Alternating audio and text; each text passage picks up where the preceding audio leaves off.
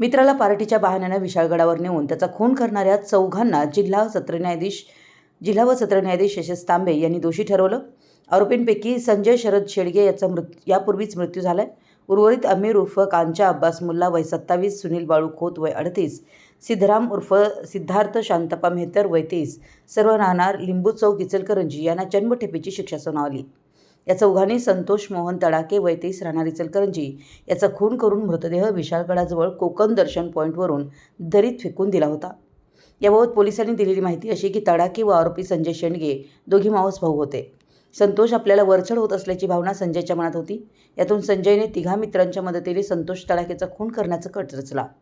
चौघांनी 21 सप्टेंबर 2019ला विशाळगड येथे पार्टी करण्याच्या बहाण्याने संतोषला बोलावून घेतलं।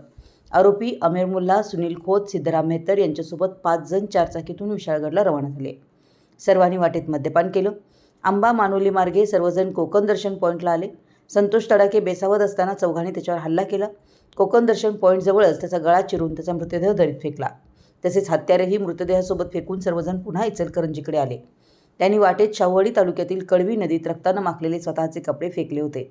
यानंतर चौघे इचलकरंजीला निघून गेले। मुख्य संशयिताचा मृत्यू। खुनाचा खटला जिल्हा व सत्र न्यायाधीश यशस तांबे यांच्यासमोर चालवण्यात आला। सरकार पक्षातर्फे ॲडव्होकेट मंजू पाटील यांनी 17 साक्षीदार तपासले। दरम्यान मुख्य आरोपी संजय शेडगे याचा मृत्यू झाल्यानं इतर तिघांविरोधात खटला सुरू होता। प्रत्यक्षदर्शी साक्षीदार नसतानाही ॲडव्होकेट पाटील यांनी घेतलेल्या साक्षी तसेच त्यांनी केलेला युक्तिवाद आणि सर्वोच्च न्यायालयाचे निवाडी ग्राह्य धरून न्यायालयाने तिघांना जन्मठेपेची शिक्षा सुनावली आहे। तपास अधिकारी भालचंद्र देशमुख, पैरवी अधिकारी सीमा आष्टेकर यांचे सरकारी पक्षाला सहकार्य झालं। टुरिस्ट गाईडमुळे खुनाचा सुगावा।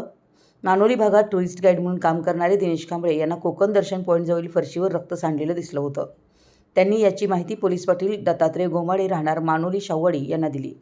याबाबत गोमाडे यांनी दिलेल्या माहितीच्या आधारे शोध घेतला असता दरीत संतोष तडाकेचा मृतदेह मिळाला। या प्रकरणी शाहूवाडी पोलीस ठाण्यात गुन्हा दाखल होऊन चौघांना अटक केली होती। शाहूवाडी प्रतिनिधी, मराठी यस न्यूज।